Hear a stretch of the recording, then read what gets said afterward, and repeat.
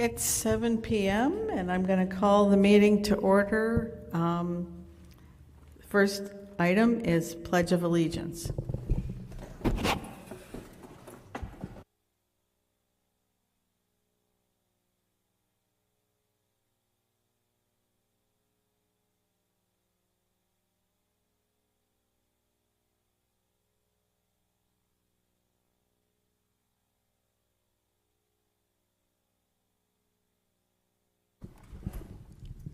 We have a special request today.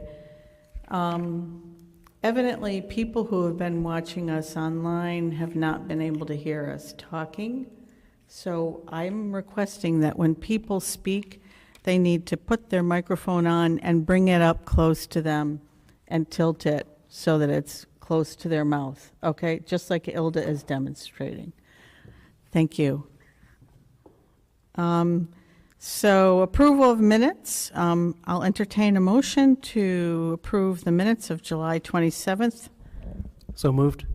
Second. Motion by Brendan, seconded by Ilda. Is there any discussion of the minutes? Okay, all in favor, please indicate by raising your hands. Okay, unanimous. Thank you. And then public comment. Is there anybody who signed up to speak during public comment? Online? Okay. So I don't really have anything to report except that we have people maybe looking at us and wondering why there's fewer board members here. A couple of board members two board members are on vacation, and remember that we're down one board member when Cody stepped down, and there's been no replacement yet. Also, you may notice that we don't have Superintendent Tracy Youngberg with us. She had some unforeseen conflict today, and Neil Weathers, the Assistant Superintendent, is here filling her place for us today, and I'm sure he'll do a great job. It's nice to have you up here. So that's it, and now we're on to the Superintendent's report. Good evening, everybody. So tonight, let's see that. Oh, do that. All right. How's that? Good? Okay. So tonight for the superintendent's report, we have some updates. The first update going through the agenda list is we have an update on the TLB architecture site visit in Natchog School. I don't know if I'm going out of order here. Nope. No, that's the first thing. Yep. So that visit took place last week. Ms. Galucci was present, as was the architect and some staff, and that was just an initial meeting, and they're going to get back to us with an estimate based on that initial site visit. So that took place last week. That was, excuse me, I think we're expecting proposal for, update for, something in writing from them within the next 2 weeks? That is correct. Correct. Good. Yes. Thanks. Okay. Mary, is there anything you want to add about the tour since you were on it? No, I think we'll just be waiting for that report. So it was informative, but. Sorry to interrupt you. No, not at all. So the next agenda item and the updates is the WMS North Windham update. So on August 2nd, Tuesday, and Wednesday, August 3rd, Mr. Carlos de la Barrera met with families from both Windham Middle School and North Windham Elementary, respectively. The sessions had limited attendance, but it allowed Mr. de la Barrera to have an informal conversation with the families. Questions related to overall things, not just about the new plan, which was the intention of the meetings, but also things like school safety, schedules, transportation, and student success moving forward academically and otherwise were discussed. Moving forward, there's ice cream socials that have been scheduled at both schools in an effort to draw more families into the school before the school year starts. Windham Middle School will be having such a social at August 23rd from 5 to 6 p.m. and North Windham Elementary will be having their ice cream social August 24th from 5 to 6 p.m. Any questions? I don't see any. Go ahead. All right. Moving on, you will hear about this very soon. The state has given us until October 1st, 2022 to remove the underground oil tank at WCS. All of the oil has been removed from that tank and transferred to the tank over at North Windham School. We have secured a proposal of $9,520 from Crop Environmental to remove that tank, and we're working with Bob Roach, a Fryer architect, to try to get state reimbursement for the work, and we are working through next steps for a temporary solution versus replacement. You will hear some more information because there was a very effective meeting that was held at 5 p.m. earlier today to vote on this, so I'm sure you'll hear about that coming up later. Just for the members watching this, WCS is Windham Center School. Could you try not to use acronyms, please? You're absolutely correct. Thanks. Sorry, Windham Center. Sorry.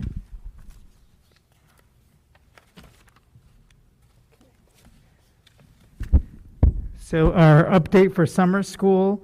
So we basically submitted to the state as part of celebrating our student-centered ways to improve student-centered. We used our ESSER funds to support expanded summer learning opportunities for Windham Public School students. And so this is basically just an update on what we had for summer school.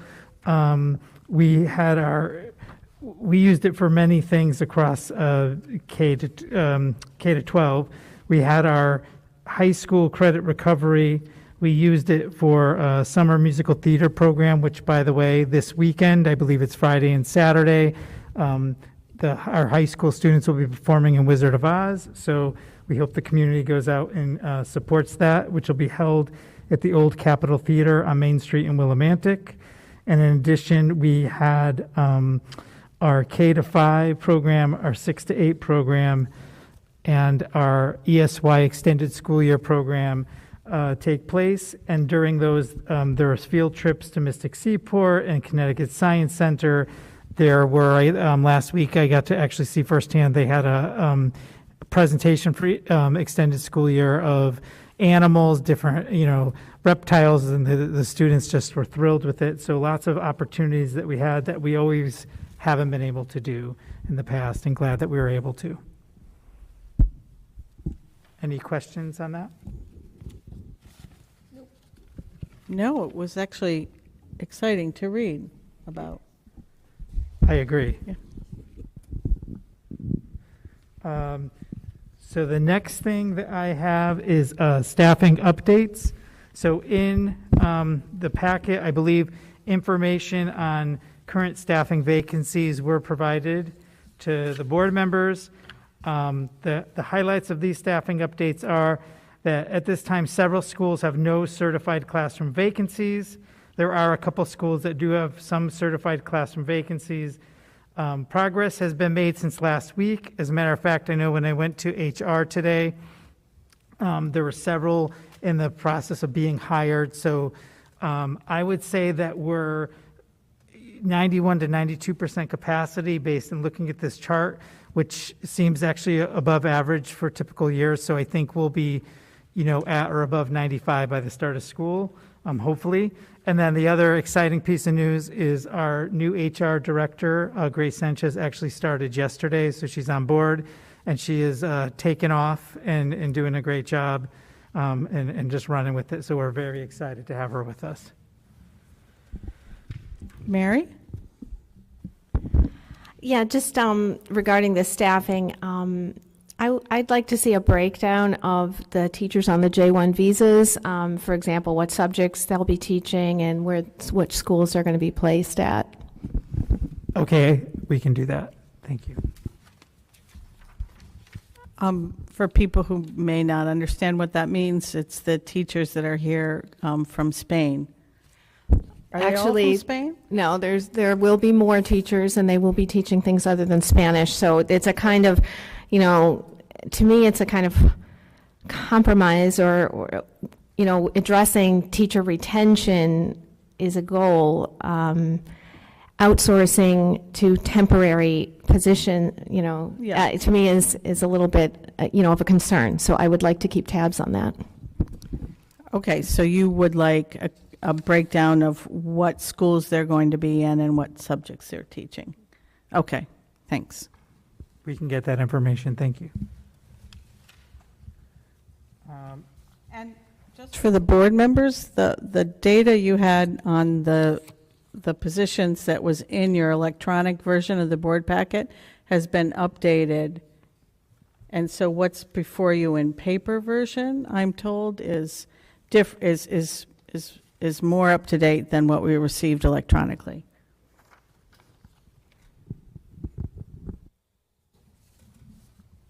Okay. The next item that we have today is the superintendent's evaluation for the 2022-2023 school year. The couple of slides that I have are basically the proposed revisions. So the first slide talks about some of the proposed revisions are one evaluation document for superintendent and board, and eliminating the NELP rubric, I guess, make it, unify it. Minor adjustments to the timeline include by September 15th, 2022, to have a board self-evaluation and goal setting with the template from CABE. Leadership team goal and priority setting happen at that time, and then the superintendent's professional goals and objectives be set up by that date. And then by the 1st of October, the superintendent presents their final goals in considering any board feedback, and then the superintendent and board agree on that progress monitoring data to be reported and the frequency of said reporting. Then by February of that year, superintendent notifies the board that the evaluation process has been initiated, and then by the 15th of that month, the board reviews its performance, the district's performance from September to January. The leadership team reviews progress and goals and objectives, and the superintendent reports mid-year progress to the board. And then finally, the board provides the superintendent targeted informal feedback regarding performance and progress towards those goals. And then there's some more revisions, obviously, on the next slide. Towards the end of the school year, on June 1st, the superintendent presents a year in review self-assessment to the board regarding performance. By June 15th, the board and superintendent meet in executive session to discuss the superintendent's job performance today and the end of the year evaluation. So that's when a draft is written. Then by the 23rd, the board provides the draft of the written year-end evaluation, and then by the end of June 30th, that end-of-year evaluation is made public and posted on the district's website. We have this as a discussion item on the agenda, so I don't think we need to discuss it right now. Are there any quick questions for Neil? And we'll discuss it in a minute. Okay, thanks.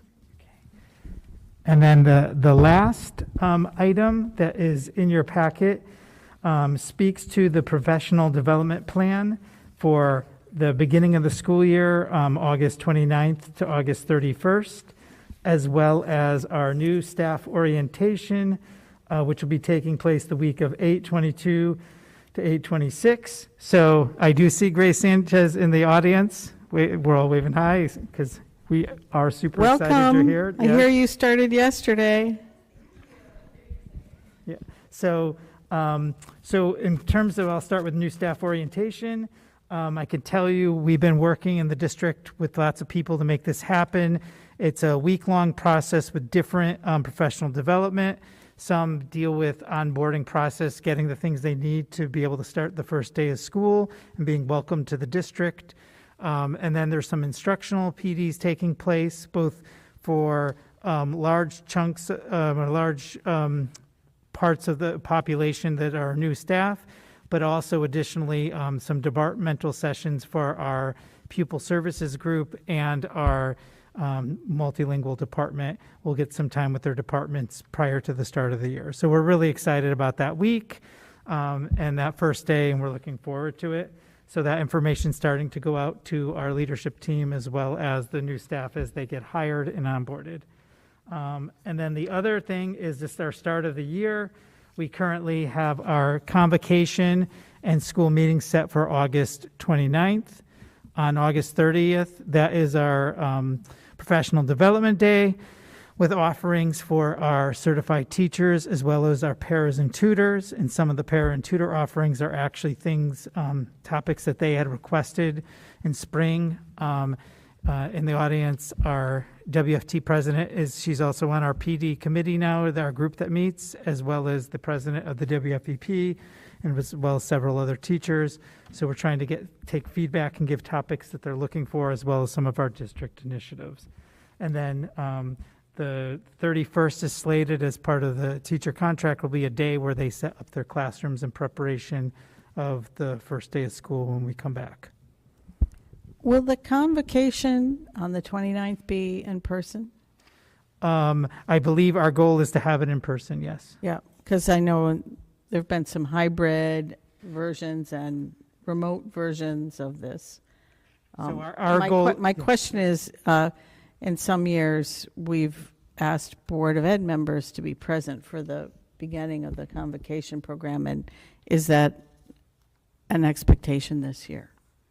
Or an invite this year? Yeah, so when we conduct an in-person, we will be having a formal invitation like we have in the past.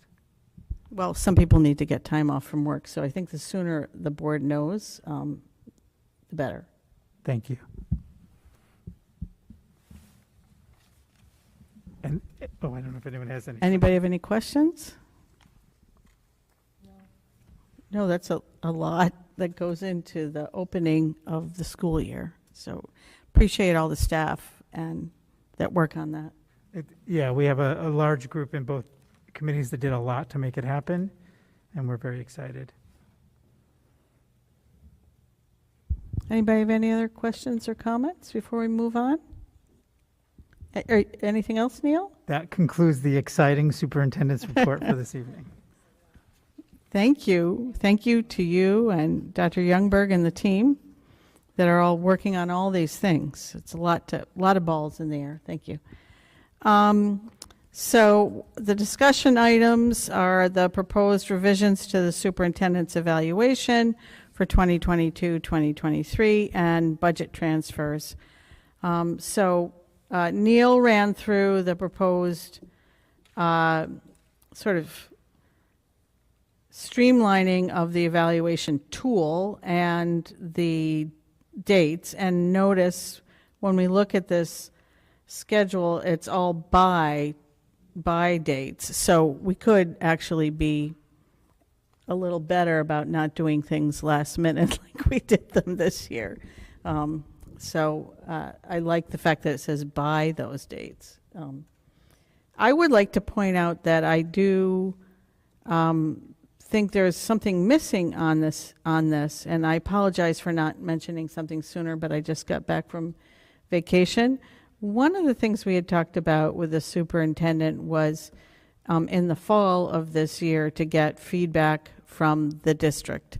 So not just staff, but parents and other stakeholders. So I think I would like to propose that we add that into this process so that we're hearing from people who are our customers, really, the staff and the parents and things of that sort this fall, so that when we go into the middle of the year, we can hear before the middle of the year what kind of feedback we're getting from the community, and then incorporate that maybe into setting some goals for the district. I don't know whether people remember it the same way I do, but that was certainly something we talked about. Mary?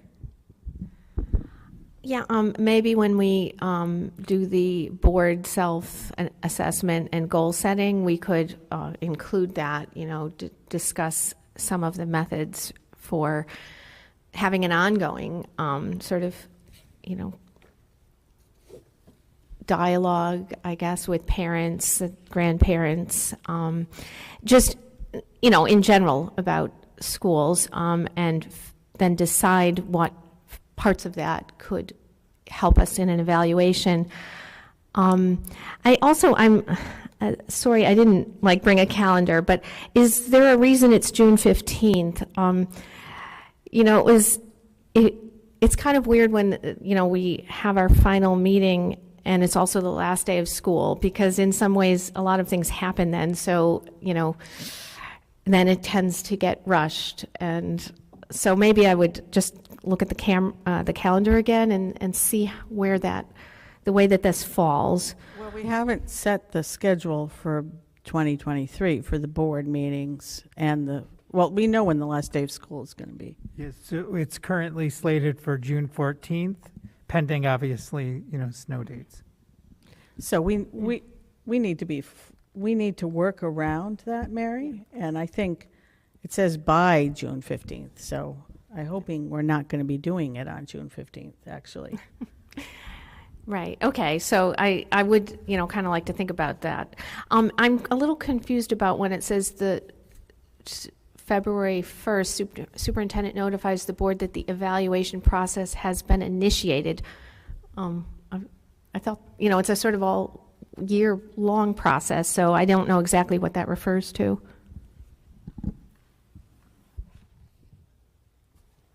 I'm assuming that's after we do the mid-year check-in and we're talking about whatever steps need to be taken to make sure the evaluation is completed. But we can clarify that with Dr. Youngberg. I don't expect that Neil knows the answer to that. I do not. And I don't want to put Holly on the spot. So let's just get some clarification about, maybe it's just the word initiated is misleading. Okay. Any other comments, questions?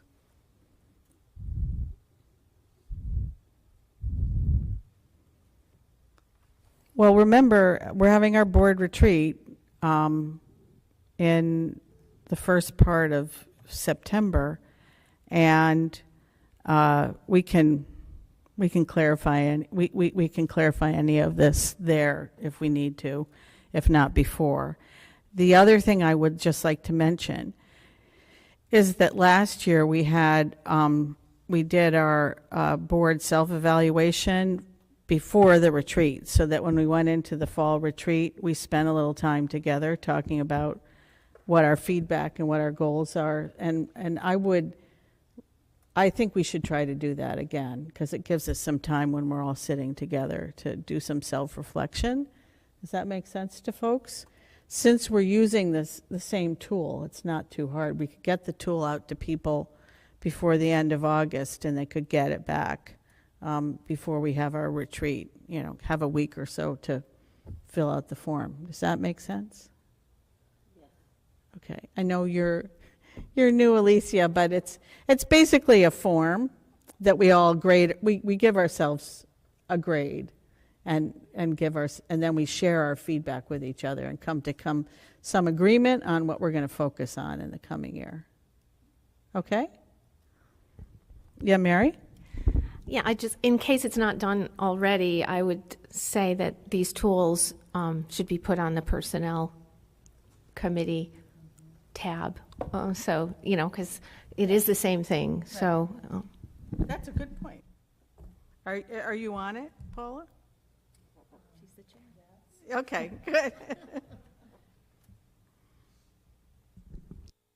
Any other comments, questions? Okay.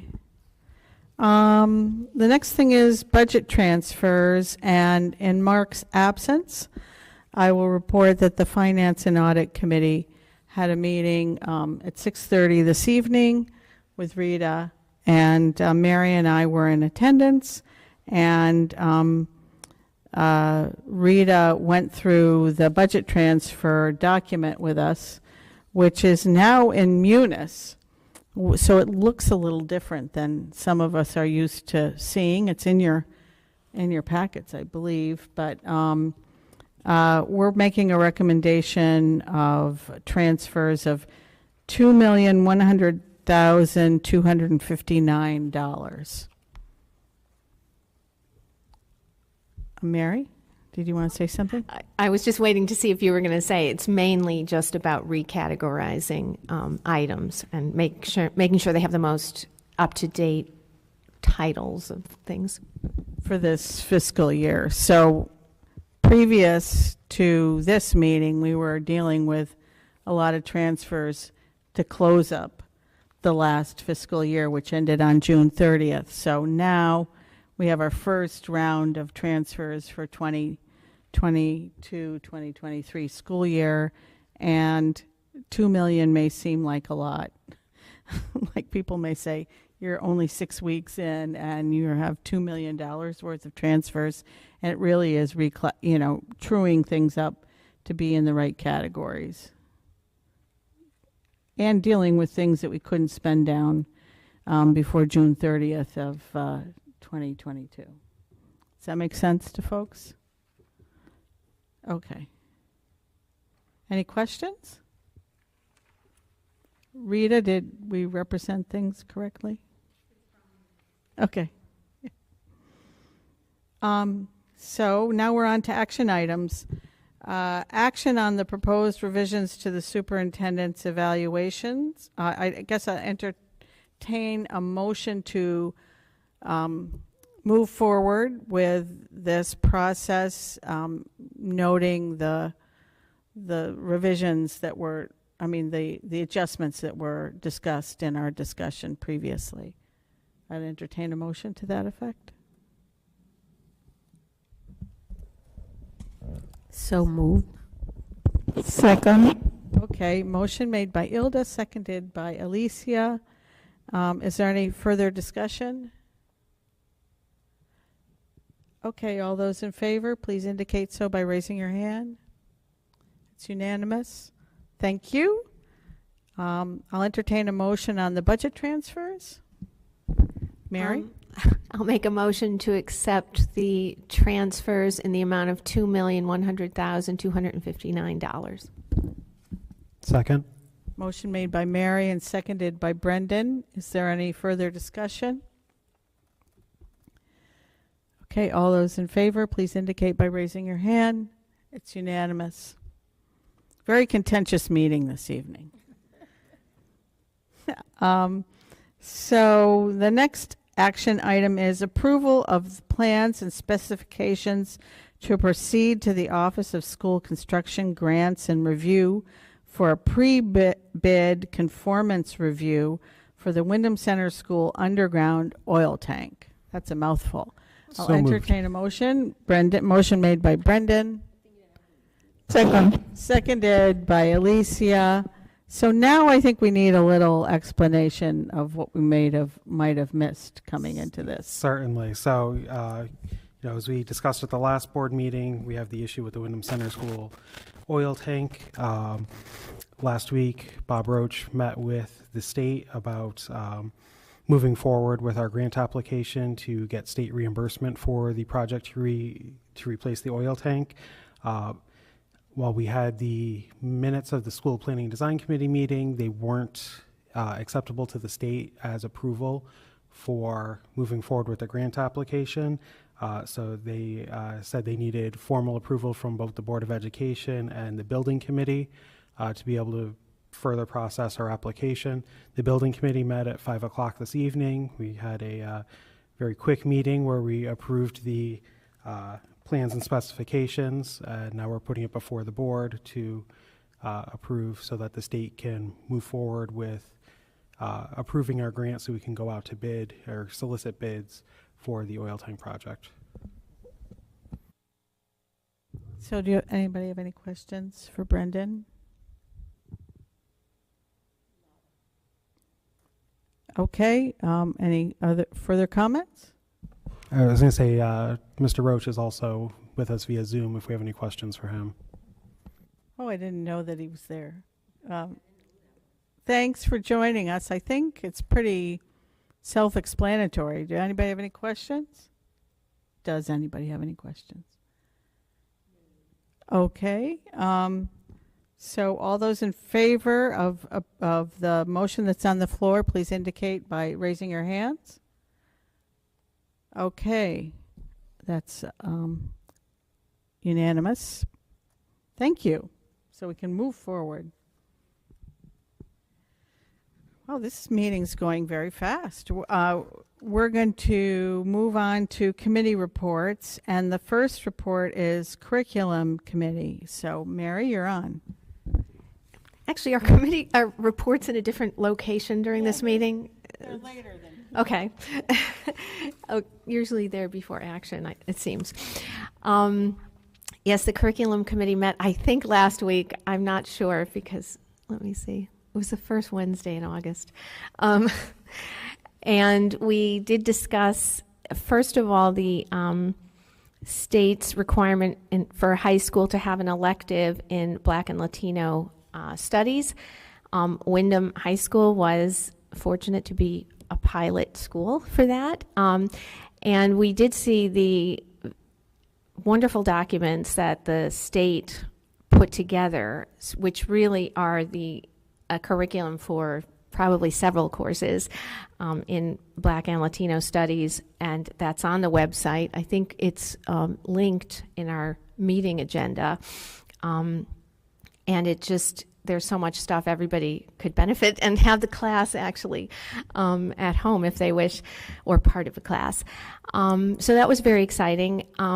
And we also talked about another exciting topic, which is math, from K through 8, I believe, and we're going to continue with the 9-12 at a future meeting, and also on ELA at a future meeting. But the math curriculum, which is Eureka, is now in the elementary schools.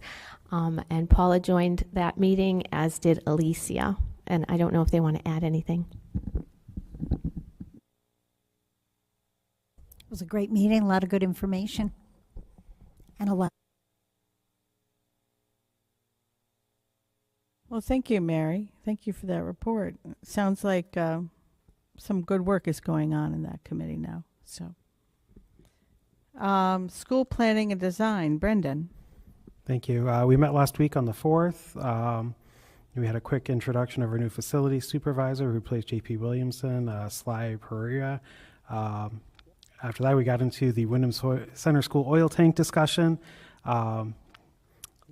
This was just before Mr. Roach met with the state last Friday.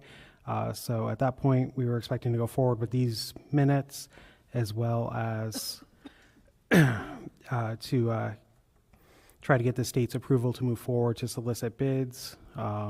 They came back with that we needed those 2 additional approvals before we can move forward. I know now that we have that, we're going to resubmit it to the state. Once we get the go-ahead from them, the plan is to solicit bids from the state's pre-approved list of vendors for this type of project, so that we can skip the formal RFP process, so that we can move at this as quickly as possible. We will solicit bids from Crop Environmental, who did the work so far at Windham Center School, who's on that list, as well as AES Remedial Contracting, who just did the tanks at Natchog and Sweeney schools. We're going to try to have a tank in the ground before October 15th, but that's extremely unlikely. Most likely we'll end up with the scenario we discussed before, where we're likely leasing a tank for a year to be above ground, secured away from students, and then a new permanent tank being installed next summer. And after that, there was a quick update on the Natchog and Sweeney oil tanks. Those have been successfully removed. The areas have been restored with pavement, and all that's left to do on those projects now is the paperwork to close out the projects with the state. Any questions for Brendan? Or I have a question. Since I missed the meeting, how are we coming on the overall master grid for capital improvements and planning? We didn't discuss that at this last meeting, but when I was putting together the agenda for it, I did have a discussion with Dr. Youngberg. We should have a working draft to work off of at our next meeting.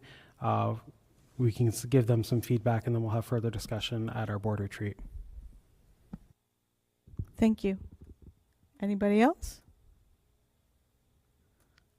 Thank you for shepherding all that, Brendan. Thank you. Personnel Committee, over to you, Paula. Our committee met, our committee met Monday, August 8th, and Alicia was present, and Mary, thank you.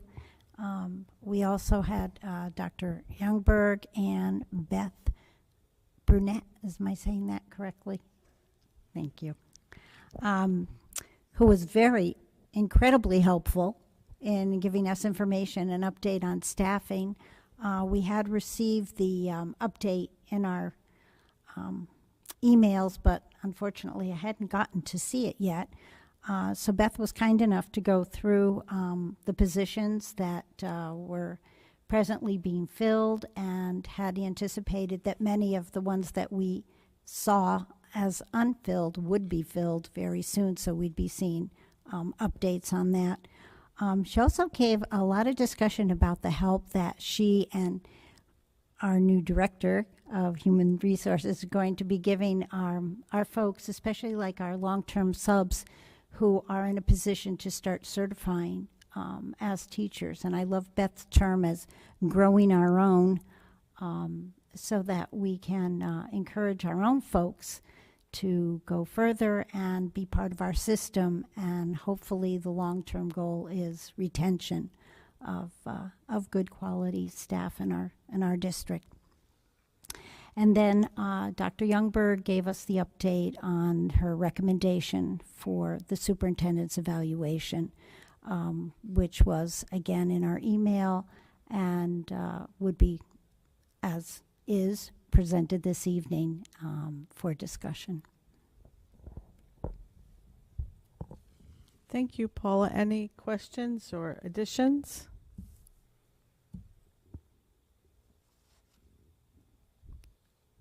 And I'm assuming at your next meetings you'll be talking about these the board self-evaluation and Dr. Youngberg's tool. Yeah, if we can get a hold of that tool, we'll be able to move forward on that and have some preparation for the retreat. Thanks. Anything else? Thank you, Paula. And finance and audit, since Mark isn't here, there's really not much to report. We at the last meeting that we had on the 27th of July, we dealt with wrapping up the end of the year, and we made decisions that night as a board about how we were going to deal with our ending balances and things of that sort. And then at this meeting we had this evening, we were just dealing with the first round of transfers for this fiscal year. Nothing else was on the agenda beside that. Does anybody have any questions or additions? Mary? I just have the slight one of getting into a better habit of referring to the available fund balance, because we didn't actually have a surplus in a kind of financial sense due to the supply chain issues and things that we couldn't purchase during last year. So it's just, after seeing the headline with Board of Ed returns surplus, which it's really, funds that we were supposed to be spending and couldn't because things didn't arrive on time. So it is more perhaps accurate to say available fund balance, and I will try to get into that habit. I think we all will. So thank you. Thank you. I'm sure this will come up at the Board of Finance meeting next Wednesday when they ask to hear a report from us. So we should be good about referring to it that way. So anything else on finance and audit? Okay. last item on the agenda is public comment. Is there anybody who would like to speak during public comment?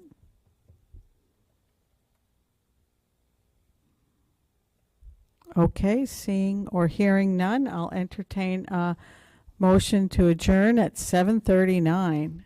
I move, we move. Thank you, Brendan. What are we going to do if you're not in a meeting? So, meeting adjourned at 7:39.